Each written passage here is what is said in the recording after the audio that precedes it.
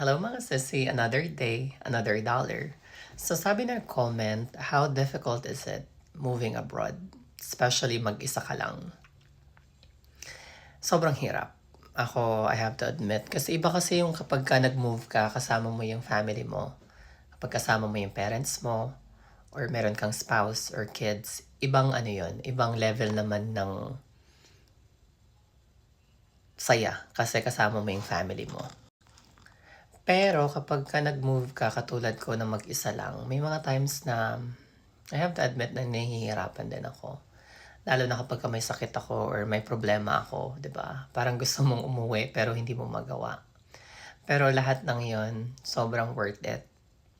Nung nag-move ako dito sa US kasi konti na lang, aabot na ako sa finish line. Makakapag-apply na ako ng citizenship ko.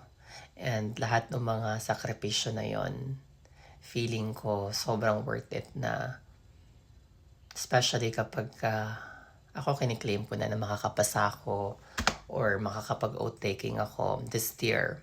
Siguro lahat ng yon magbe-make sense na para sa akin kapag nakakuha ako ng citizenship.